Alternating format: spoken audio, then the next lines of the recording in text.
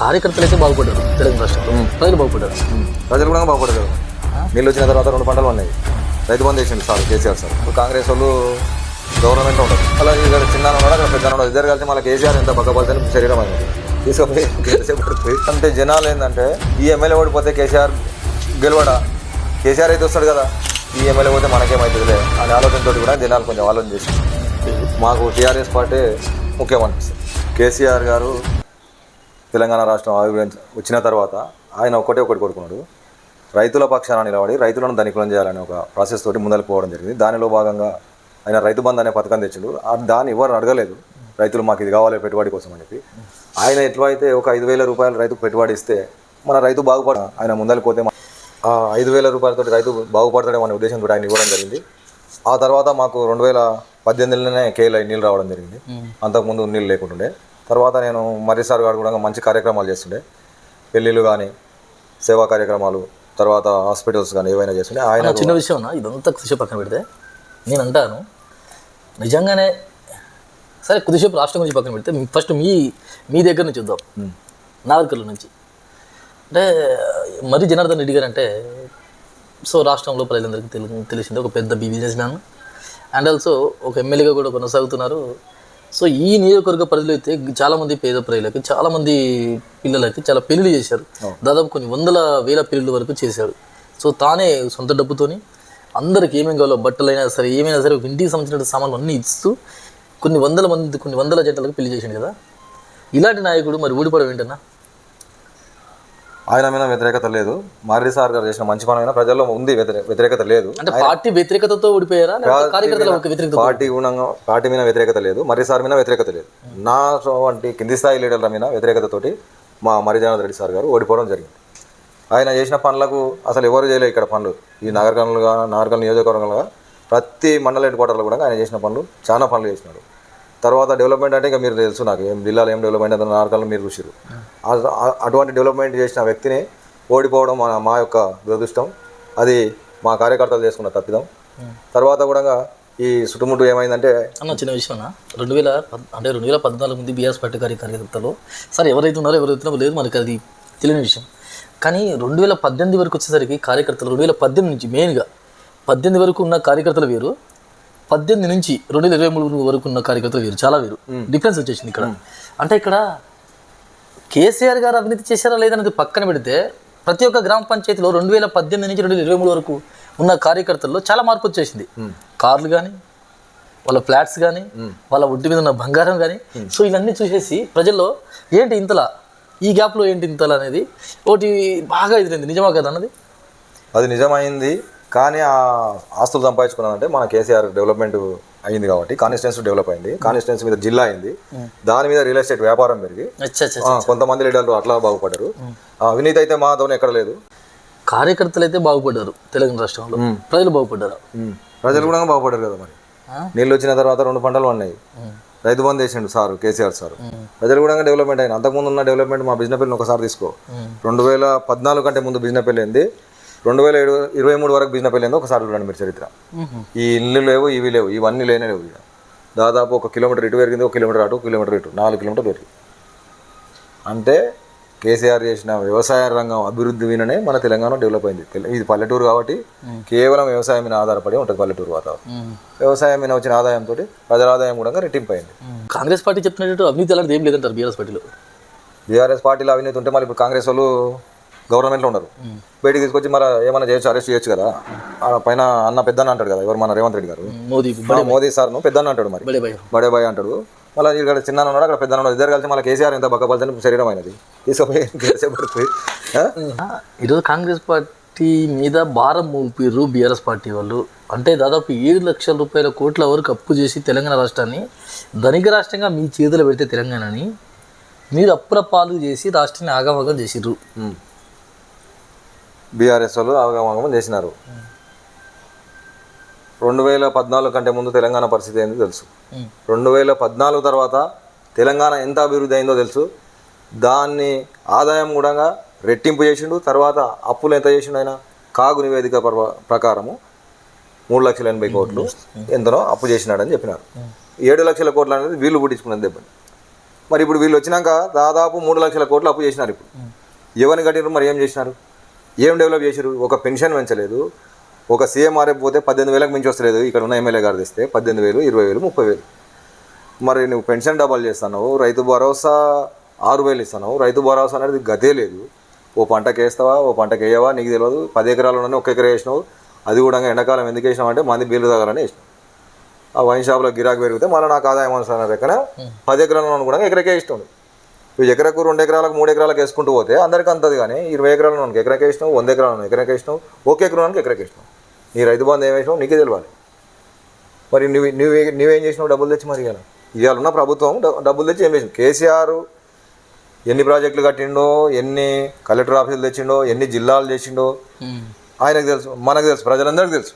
మరి మీరేం చేస్తున్నారో మీకు తెలియాలి. చిన్నది ఒకటి నిన్నమని వస్తుంది, ఏది ఆ ఫోన్ల గురించి. మన అంగన్వాడీలకు ఫోన్లు ఇచ్చారు. బయట ఉన్న మార్కెట్ ప్రకారము 6,850 రూపాయల ఫోన్ను 11,000కి అంగన్వాడీలకు ఇచ్చిందని చెప్పి ఒక ఫోన్ అది వస్తుంది. దాంట్లో దాదాపు 30 కోట్ల అవినీతి జరిగిందని చెప్పి మన వాళ్ళు ఖండిస్తున్నారు. దాని మీద సీతక్క మాట్లాడి మన వాళ్ళ కేసు పెడుతుంది, ఎవరి మీద? టీఆర్ఎస్ వాళ్ళ మీద. మరి నువ్వు చేసిన అవినీతి దాంట్లో ఉందే లేదా మార్కెట్లో బయటికి రమ్మని. మరి ఒక్క ఫోన్ చిన్నది అందరికి తెలిసిన ఫోన్, ఏదో ఒక మోడల్, ఏదో ఒక మోడల్ ఇస్తుండ్రు. అదే మోడల్ ఫోన్లో మనం బయటకు పోతే 6,850 రూపాయలకు ఉంది. మరి మీరు 11,000 రూపాయలకు ఎందుకు ఇచ్చినారు ఆ ఫోన్? అంటే 6,850 ఫోన్ మిగతా సొమ్ము ఎవరు తిన్నారు? మంత్రి తిన్నారా, కాంగ్రెస్ లీడర్లు తిన్నారా? మీరు 10 సంవత్సరాలలో చేయలేని పని కాంగ్రెస్ పార్టీ 2 సంవత్సరాలలో చేస్తుంది, ఇంకా టైం ఉంది కదా అనేది కాంగ్రెస్ పార్టీ వాళ్ళ వాదన. ఇప్పుడు 2.5 సంవత్సరాలు అంటే దాదాపు 28 నెలలకు అయింది ఈయన చేయబట్టి. ఇంకేముంది? ఈయన చేస్తే ఒక 12 నెలలు 13 నెలలు పాలన. నెక్స్ట్ లాస్ట్ 1 ఇయర్ ఎలక్షనే ఉంటుంది. నేను డెవలప్ చేసిన టైం ఏడు ఉంది? ఇంకా నువ్వేం చేస్తావు? గడిచిన 10 అంటే తెలంగాణ రాష్ట్రాన్ని 10 సంవత్సరాలు పరిపాలించింది బీఆర్ఎస్ పార్టీ. సో అధికారంలో ఉంది కాంగ్రెస్ పార్టీ. కానీ పోటీ ఎవరికి ఉండాలి? మీకు ఉండాలి, బీఆర్ఎస్కి ఉండాలి, కాంగ్రెస్కి ఉండాలి. ఇక్కడ నారీ నడుమ మురారి అన్నట్టు బీజేపీ పార్టీకి 8 సీట్లు వచ్చినాయి. ఇక్కడ విషయం ఏంటంటే 10 సంవత్సరాలు పరిపాలించిన బీఆర్ఎస్ పార్టీకి 1 సీట్ రాలే. అరే అంటే 10 సంవత్సరాలు పరిపాలించినప్పటికీ 1 సీట్ రాకపోవడం ఏంటి? 119 సీట్లలో కేవలం 8 సీట్లు గెలిచినటువంటి బీజేపీ పార్టీకి పార్లమెంట్ ఎలక్షన్స్లో 8 సీట్లు రావడం ఏంటి? మళ్ళీ అధికార పార్టీకి 8 సీట్లు రావడం ఏంటి? ఇది మొత్తం బీజేపీ బీఆర్ఎస్ పార్టీ ఒకటే అంటే బీజేపీ బీఆర్ఎస్ ఒకటి కాలే. పార్లమెంట్ ఎలక్షన్లలో మేము బీఆర్ఎస్ పార్టీకే చేసినాం. కాంగ్రెస్ వాళ్ళు బీజేపీ వాళ్ళు ఒకటయ్యి వాళ్ళు టీఆర్ఎస్ వాళ్ళు గెలవకూడదు అనే ఒక దృక్పథంతో మనని ఓడగొట్టింది తప్ప ప్రజలు ఓడగొట్టలే మనని. అది వాళ్ళు కప్పిపుచ్చుకోవడానికి ఏం చెప్తారు? బీజేపీ వాళ్ళు బీఆర్ఎస్ వాళ్ళు ఒకటైనా అంటారు. పైన ఉన్న మోడీని చూసి ఓట్లు వేసినారు జనాలు. మోదీ గారిని చూసి పార్లమెంట్ ఎలక్షన్కి ఒకటే వేస్తారు. మళ్ళీ స్టేట్కి వచ్చేసరికి బీజేపీ ఓట్లు వేయరు ఇక్కడ. అది జగమనిన సత్యం. కేసీఆర్ గారు బీఆర్ఎస్ పార్టీగా నామకరణం చేశారు. సో అది మనకు కలిసి రాలేదంటారా? కేసీఆర్ చేసిన ఆలోచన కరెక్టే. తెలంగాణను ఎట్లా డెవలప్మెంట్ చేసినామో బీఆర్ఎస్గా పార్టీని ముందుకు తీసుకుపోయి దేశవ్యాప్తంగా కూడా మన దేశాన్ని రైతులను డెవలప్మెంట్ చేసామనే ఆలోచనతోటి ఆయన బీఆర్ఎస్ పార్టీ అనే భారత రాష్ట్ర సమితి అని చెప్పి సెంట్రల్కి పోవడం జరిగింది. దాంట్లో కొంచెం స్టేట్ను కొంచెం కార్యకర్తల మీద దృష్టి పెట్టకపోవడం వల్ల మనం ఓటమి పాలైన అంతే. కార్యకర్తలే కొంచెం అది చేశారు అంతే. అయితే ఇక్కడ ఇంకొకటి అన్న, అంటే రాష్ట్రంలో కేసీఆర్ గారు రావాలి, లోకల్ ఎమ్మెల్యే ఓడిపోవాలి, ఈ నినాదం వచ్చిందా లేదా? అంటే జనాలు ఏంటంటే ఈ ఎమ్మెల్యే ఓడిపోతే కేసీఆర్ గెలవడా, కేసీఆర్ అయితే వస్తాడు కదా, ఈ ఎమ్మెల్యే పోతే మనకేమవుతుందిలే అనే ఆలోచనతో కూడా జనాలు కొంచెం ఆలోచన చేశారు. ఈ ఎమ్మెల్యే ఓడిపోతే కేసీఆర్ ఓడిపోతాడు అనే ఆలోచన వాళ్ళకి తెలియదు కాబట్టి ఈ మనతో ఉన్న ఎమ్మెల్యేలు పోయి కేసీఆర్ ఓడిపోవడం జరిగింది. ఇంకో విషయం అన్న, అంటే చాలామంది ఈరోజు కాంగ్రెస్ పార్టీ వాళ్ళు అంటుంటారు, అంటే ఈరోజు కాంగ్రెస్ పార్టీ ఇస్తున్న 6 గ్యారెంటీలు ఇస్తుందో లేదో కృషి పక్కన పెడదాం. మరి గడిచిన 10 సంవత్సరాల్లో బీఆర్ఎస్ పార్టీ కూడా చాలా హామీలు చెప్పింది, చాలా హామీలు ఇస్తా అని చెప్పింది. బట్ ఏ ఒక్కటి ఇవ్వలేకపోయింది. అంటే అనుకున్న అన్ని హామీలు మాత్రం ఇవ్వలేకపోయింది. మరి అదే బీఆర్ఎస్ పార్టీ ఈరోజు కాంగ్రెస్ పార్టీని ఊరికి 6 గ్యారెంటీలు ఇవ్వట్లేదు అంటే బడ్జెట్ కూడా చూసుకోవాలి కదా అనేది వాదన. కేసీఆర్ గారు ఇచ్చిన హామీల కన్నా ఆయన ఇవ్వని హామీలు పేద ప్రజలను చూసి, ఇప్పుడు ఒక పేదింటి ఆడపడుచు పెళ్లి చేయాలంటే చేయలేని పరిస్థితి ఉండే. అతను ఏం చేసిండు, ఇవన్నీ ఆలోచన చేసి కళ్యాణ లక్ష్మి అని ఒక ప్రోగ్రామ్ తెచ్చింది. కళ్యాణ లక్ష్మి ద్వారా పేద ఇంటికి ఏం చేసిన 1,116 రూపాయలు ఇవ్వడం జరిగింది. వాళ్ళు ఎవరన్నా పార్టీ చూడలే ఏం చూడలే 1,116 ఇవ్వడం జరిగింది. తర్వాత ఈ రైతు భరోసా అనే ప్రోగ్రామ్, రైతు బంద్ అనే ప్రోగ్రామ్ ఇవ్వడం జరిగింది. దాని కూడా ఎందుకు రైతు డెవలప్మెంట్ అవుతాడు, తెలంగాణ డెవలప్ అవుతుంది, మన రాష్ట్రం కూడా ముందుకు వెళ్తుంది అనేది ఇక ఇట్లా పోతే కంటి వెలుగు కూడా ఆయన చెప్పని ప్రోగ్రామ్ అది కంటి వెలుగు ఇవ్వడం జరిగింది, న్యూట్రిషన్ కిట్. తర్వాత ఇలా చెప్పుకుంటూ పోతే దాదాపు 100 అభివృద్ధి హామీలు, కళ్యాణ లక్ష్మి ఇవన్నీ చేయడం జరిగింది. దీంతో పాటు మన సీఎంఆర్ఎఫ్లు జనాలకు ఏం కావాలన్నా సీఎంఆర్ఎఫ్ వచ్చిందే తెలంగాణ ప్రభుత్వం వచ్చిన తర్వాత సీఎంఆర్ఎఫ్ అంటే ప్రతి జనానికి తెలిసింది. అది కూడా ఒక 2 లక్షలు సీఎంఆర్ఎఫ్ బిల్ అయితే హాస్పిటల్ ఇక్కడ ఉన్న ఎమ్మెల్యే గారు మరిజాద్ రెడ్డి గారు మాజీ ఎమ్మెల్యే గారు దాదాపు 1,60,00,000 చెక్కు తెచ్చిన కాలాలు ఉన్నాయి ఇక్కడ.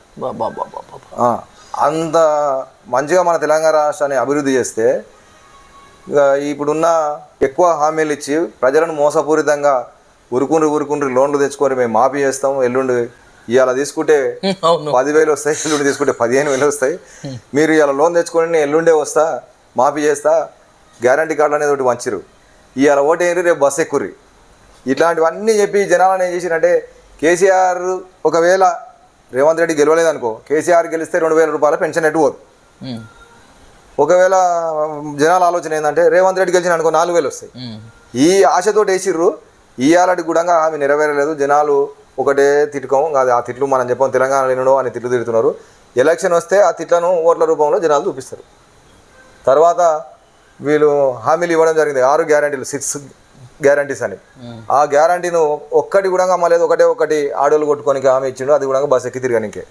తర్వాత ఇంట్లో పని చేయకూడదు, వాళ్ళు బస్ ఎక్కి తిరగాలి, అది ఒకటి ఇచ్చిండు. మిగతా దాంట్లో కూడా మానవులు ఏం కొట్లాడుతున్నారు, మీరు ఇచ్చిన 6 గ్యారంటీలకు మీరు చట్టబద్ధత కల్పియండి, దానికి జనాలకు మేలు జరుగుతుందంటే అది కూడా చట్టబద్ధత ఎందుకు ఇస్తామని చెప్పి దాటవేద దూరంలో మాట్లాడుతున్నారు.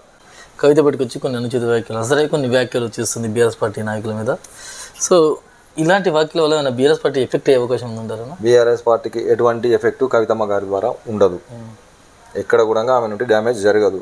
జనాలలో బీఆర్ఎస్ పార్టీ గట్టిగా బాతకపోయింది. కారు గుర్తు ఎప్పుడు వస్తుందని జనాలు ఎదురు చూస్తున్నారు. ఓట్లేనికి టైం వచ్చినప్పుడు చూపిస్తారు జనాలు.